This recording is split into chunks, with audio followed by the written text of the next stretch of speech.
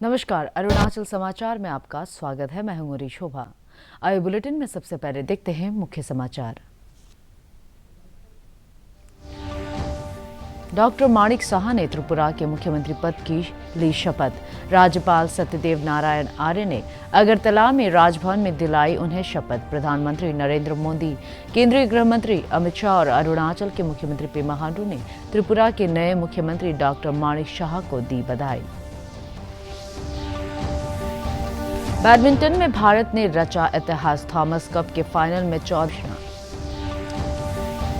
मुख्यमंत्री पेमा खांडू, भाजपा के राष्ट्रीय महासचिव दिलीप सैकिया, प्रदेश भाजपा अध्यक्ष बियोराम वाघे, महासचिव चाओ जिग्नू नामचुम सहित पार्टी के कई पदाधिकारी तवांग जिले दौरे पर। भाजपा के तवांग जिला और मंडल लुंगला और मुक्तो मंडल कार्यालय का किया उद्घाटन। डॉक्टर माणिक साहा ने आज त्रिपुरा के मुख्यमंत्री के रूप में शपथ ली। राज्यपाल सत्यदेव नारायण आर्य ने अगरतला में राजभवन में उन्हें शपथ दिलाई। वे राज्य के 12वें मुख्यमंत्री हैं। निवर्तमान मुख्यमंत्री विप्लव कुमार देव, केंद्रीय मंत्री भूपेंद्र यादव, भारतीय जनता पार्टी के पूर्वोत्तर राज्य इकाई के संगठन महासचिव अजय जामवाल और अन्य केंद्रीय नेता सहित भाजपा के मंत्री, विधायक और वरिष्ठ अधिकारी इस अवसर पर मौजूद थे। प्रधानमंत्री नरेंद्र मोदी, केंद्रीय गृह मंत्री अमित शाह और अरुणाचल के मुख्यमंत्री पेमा खांडू ने त्रिपुरा के नए मुख्यमंत्री डॉक्टर माणिक साहा को बधाई देते हुए कहा है कि उनके नेतृत्व में राज्य का विकास जारी रहेगा।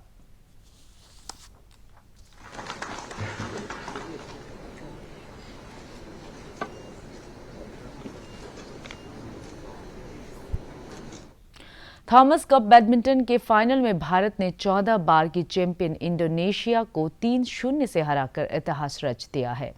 लक्ष्य सेन और मुख्यमंत्री पेमा खांडू, भाजपा के राष्ट्रीय महासचिव दिलीप सैकिया, प्रदेश भाजपा अध्यक्ष बियोराम वाघे, महासचिव चाओ जिग्नू नामचुम सहित पार्टी के कई पदाधिकारी तवांग जिले दौरे पर हैं। आज उन्होंने तवांग बौद्ध मठ में देश के लोगों की संपन्नता और खुशहाली के लिए प्रार्थना की। प्रधानमंत्री पेमा खांडू ने अपने एक ट्वीट में बताया कि आज तवांग जिला और मंडल भाजपा कार्यालय लुंगला मुक्तो मंडल कार्यालय का उद्घाटन किया गया। उन्होंने कहा कि इससे पार्टी कार्यकर्ताओं का मनोबल बढ़ेगा और वे केंद्र और राज्य सरकार की योजनाओं पर जन जागरूकता में और अधिक सक्रिय योगदान के लिए प्रोत्साहित होंगे। केंद्र सरकार ने करीब 1500 अनुपयोगी कानूनों को समाप्त किया है। शनिवार को श्रीनगर में नए उच्च न्यायालय भवन के उद्घाटन समारोह में केंद्रीय कानून मंत्री किरेन रिजिजू ने कहा कि केंद्र सरकार ब्रिटिश काल के ऐसे कानूनों की पहचान कर रही है और जरूरत पड़ने पर जनता के बोझ को कम करने के लिए वर्तमान समय को ध्यान में रखते हुए अनुपयोगी कानूनों को समाप्त किया जाएगा।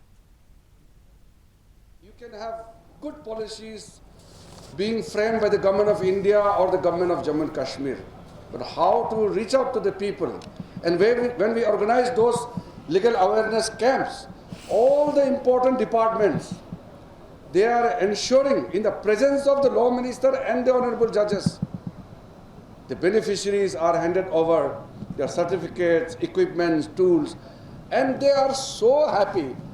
And that is what my honorable Prime Minister Modi ji has constantly been saying, that the last mile delivery is the key to any program initiated by any government.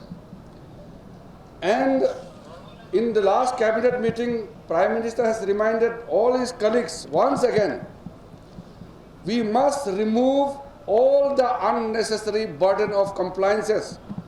And in the process, we have already removed close to 1,500 obsolete laws and provisions which are becoming a burden for the common man.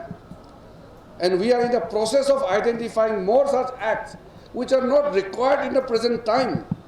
Some of the colonial era laws, some of the provisions which are not necessary in today's time.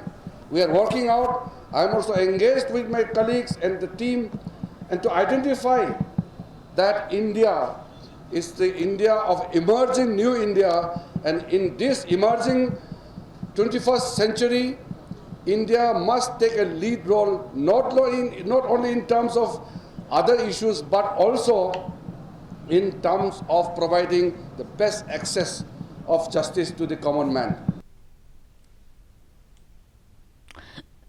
कई दिनों से हो रही लगातार बारिश से असम के होजाई जिले में बाढ़ की स्थिति गंभीर हो गई है। होजाई और वेस्ट कार्बी आंगलोंग को जोड़ने वाली पीडब्ल्यूडी रोड के बाढ़ के पानी में डूब जाने के कारण यातायात प्रभावित हुआ है। जिला प्रशासन राहत और बचाव कार्य में लगा हुआ है और लोगों से विशेष सतर्कता बरतने की अपील की गई है।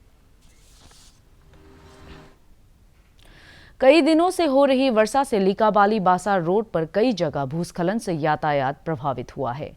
गौरतलब है कि इस सड़क पर लिकाबाली आलो मार्ग के निर्माण कार्य पिछले कई वर्षों से चल रहा है। मानसून की शुरुआत में ही इस मार्ग के क्षतिग्रस्त होने से स्थानीय लोग चिंतित है। यह सड़क सामाजिक आर्थिक गतिविधियों के साथ ही सीमावर्ती इलाकों, सैनिकों और साजो सामान की आवाजाही के नजरिए से काफी मायने रखती है। राज्यपाल डॉक्टर बीडी मिश्रा, मुख्यमंत्री पेमा खांडू, स्वास्थ्य मंत्री आलो लिबांग, गृह मंत्री बामंग फेलिक्स और सांसद तापिर गांव ने आदि जनजाति को एतोर गिद्दी की शुभकामनाएं दी है। अपने संदेश में उन्होंने लोगों के अच्छे स्वास्थ्य, संपन्नता और खुशहाली की कामना की है। एतोर त्योहार के दौरान आदि जनजाति के लोग अपने खेतों, बागान और घरों की फेंसिंग की मरम्मत करते हैं। नामसाई जिले के जवाहर नवोदय विद्यालय महादेवपुर में भारतीय सेना में अधिकारी के रूप में अवसर विषय में एक सेमिनार आयोजित की गई। इस अवसर पर सेना के अधिकारियों ने छात्रों को अधिकारी के विभिन्न पदों पर भर्ती के लिए जरूरी योग्यता और चयन प्रक्रिया के बारे में जानकारी दी। इस सेमिनार में 140 से अधिक छात्रों ने हिस्सा लिया। केंद्र सरकार द्वारा प्रधानमंत्री रोजगार सृजन कार्यक्रम के अंतर्गत देश के बेरोजगार युवाओं को स्वरोजगार शुरू करने के लिए 10 लाख रुपए से लेकर 25 लाख तक का सब्सिडी आधारित लोन दिया जाता है। इस योजना के लिए आवेदक की आयु 18 वर्ष से अधिक होनी चाहिए और उसे कक्षा 8 उत्तीर्ण होनी चाहिए। इस योजना के तहत कृषि, पेपर, रेशम, वन, रसायन, खनिज, खादी को छोड़कर अन्य वस्त्र उद्योग और ग्रामीण यांत्रिक उद्योग के लिए बेरोजगार युवाओं को सब्सिडी के साथ ऋण उपलब्ध कराया जाता है। इस बारे में अधिक जानकारी PMEGP योजना की आधिकारिक वेबसाइट www.kviconline.gov.in पर प्राप्त कर सकते हैं। खादी और ग्राम उद्योग बोर्ड के चेयरमैन विनय कुमार सक्सेना ने बताया कि वर्ष 2014 से खादी क्षेत्र में रोजगार के अवसर बढ़ाने में उल्लेखनीय प्रगति हुई है।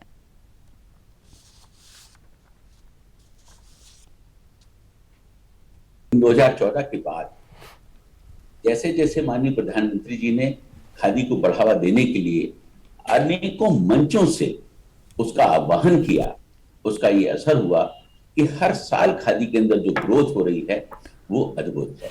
जब खादी बढ़ती है तो गांधी जी का जो सपना है कि गांव में किसी गरीब को काम मिलेगा, वो सपना पूरा होता है। तो प्रधानमंत्री जी का सपना है कि हर हाथ में काम हो, वो सपना पूरा होता है। और खादी बढ़ने का मतलब है कि देश के अंदर, लोगों के अंदर ये जो भावना जागी है, हमारा स्वदेशी प्रोडक्ट हमें बिल्कुल अब जो है आगे बढ़ाना है, हमारा जो लोकल प्रोडक्ट है उसको हमें वोकल करना है। ये सारी भावनाएं जो हैं अब देश के अंदर जाग चुकी हैं। तो खादी कमीशन ने जो सबसे पहला काम किया, इन 8 सालों के अंदर लगभग 55,000 नए मॉडल के चरखे, जो 8 स्प्लेंडेड चरखे थे, एकदम मॉडर्न चरखे, उनको हमने डिस्ट्रीब्यूट किया। उसके साथ साथ करीब 11,000 मॉडर्न लूम्स जो हैं अलग अलग साइजेस के दिए गए। इसने खादी के अंदर एक नई जान डाल दी और उसका जो सबसे बड़ा फायदा हुआ कि प्रोडक्शन बढ़ा, उसके साथ साथ जो हमारे खादी के आर्टिजन से उनकी इनकम बढ़ी और उनका इंटरेस्ट दोबारा फिर खादी के अंदर जागने लगा। क्योंकि कोई भी व्यक्ति बहुत कम इनकम के ऊपर किसी भी रोजगार से नहीं जुड़ा रहना चाहता है।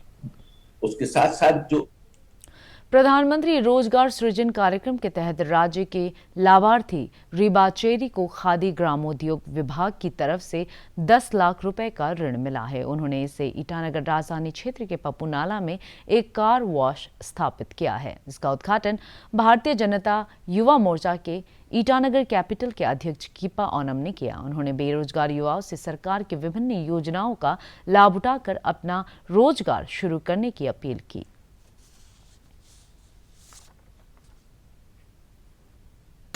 हम अप्लाई किया था 2019 में, लेकिन लॉकडाउन का चलते क्या हुआ कि स्कीम को सक्सेस होने में डिले हो गया। तो आउट ऑफ हम लोग का 200 to 300 एप्लीकेंट में से सिलेक्ट होकर आया हूँ। ये स्कीम का ही अंदर से मुझे ये आगे अपना जो अनएम्प्लॉयड जितने का नाते जो छोटा मोटा जो स्टेबलाइजमेंट है ये कर सका। तो ये इसके लिए मैं सेंट्रल गवर्नमेंट को और अरुणाचल का जो गवर्नमेंट को थैंकफुल है। सारा देश में और स्टेट में फ्लेक्सिबल स्कीम बहुत है आजकल, जैसे कि इंडस्ट्री स्किल डेवलपमेंट में है, आपका फंड बिनुपरे में है, उसके बाद बहुत सारी स्कीम है। भारत का शानदार स्वाधीनता संघर्ष आधुनिक विश्व के महानतम संघर्षों में से एक है। दूरदर्शन समाचार द्वारा प्रसारित किए जा रहे आज़ादी का सफर में आज हम बात करेंगे स्वतंत्रता सेनानी हरपाल सिंह और सुखदेव थापर के बारे में। आज हम अमर बलिदानी हरपाल सिंह का भी स्मरण कर रहे हैं। वे ब्रिटिश ईस्ट इंडिया कंपनी की सेना में थे, लेकिन 1857 में प्रथम स्वतंत्रता संग्राम के दौरान उन्होंने नौकरी छोड़ दी। उन्होंने विद्रोही सैनिकों से हाथ मिला लिया और विदेशी शासन को उखाड़ फेंकने की प्रतिज्ञा की। वे कई स्थानों पर अंग्रेजों से लड़े, लेकिन आखिरकार अंग्रेजों ने उन्हें पकड़ ही लिया। उन पर ब्रिटिश साम्राज्य के खिलाफ विद्रोह का आरोप लगाया गया और 7 वर्ष के लिए काला पानी का कठोर कारावास दे दिया गया। जेल में शारीरिक यातना के कारण 15 मई 1858 को बलिदानी हरपाल सिंह का निधन हो गया। हम आज अमर बलिदानी सुखदेव थापर को भी याद कर रहे हैं। उनका जन्म 15 मई 1907 को लुधियाना में हुआ। सुखदेव थापर ने उन अत्याचारों को करीब से देखा था जो ब्रिटिश साम्राज्य के दौरान भारत के लोगों पर किए गए। इससे व्यथित होकर सुखदेव क्रांतिकारी स्वाधीनता सेनानियों में शामिल हो गए। हिंदुस्तान रिपब्लिकन एसोसिएशन के सदस्य के तौर पर सुखदेव थापर ने पंजाब और उत्तर भारत के अन्य क्षेत्रों में क्रांतिकारियों को संगठित किया। सुखदेव थापर युवाओं को शिक्षित करने के लिए लाहौर के नेशनल कॉलेज भी गए और युवाओं को भारत के गौरवमयी अतीत के बारे में अत्यधिक प्रेरित किया। अन्य जाने माने क्रांतिकारियों के साथ मिलकर सुखदेव ने लाहौर में नौजवान भारत सभा की शुरुआत की। सुखदेव थापर को लाहौर षड्यंत्र केस में उनकी भूमिका के लिए खास तौर पर याद किया जाता है। भगत सिंह, सुखदेव थापर और शिवराम राजगुरु भारतीय स्वतंत्रता संघर्ष की सर्वाधिक प्रेरक हस्तियों में शामिल हैं, जिन्हें पंजाब के फिरोजपुर जिले के हुसैनीवाला गांव में 23 मार्च 1931 को फांसी दी गई। सुखदेव ने अपने देश के लिए जब सर्वोच्च बलिदान दिया तब उनकी उम्र सिर्फ 24 साल। अमर बलिदानी को भावभीनी श्रद्धांजलि। अरुणाचल समाचार के आज के अंक में इतना ही। जाने से पहले आप सभी से अनुरोध है कि कोविड-19 के दिशा निर्देशों का पालन करें। हमेशा मास्क लगाए, बार बार हाथ धोए और सोशल डिस्टेंसिंग के नियमों को मानें। कोरोना महामारी से बचाव के लिए आपका वैक्सीन लगवाना भी जरूरी है। अगर आप वैक्सीन लगवाने के पात्र हैं तो जरूर लगवाएं। हम कल फिर हाजिर होंगे अरुणाचल और देश दुनिया की खबरों के साथ। चलते चलते आपको बता दें कि आप अरुणाचल समाचार हमारे YouTube channel DD news Arunachal पर भी देख सकते हैं। देखते रहिए अरुण प्रभा। नमस्कार।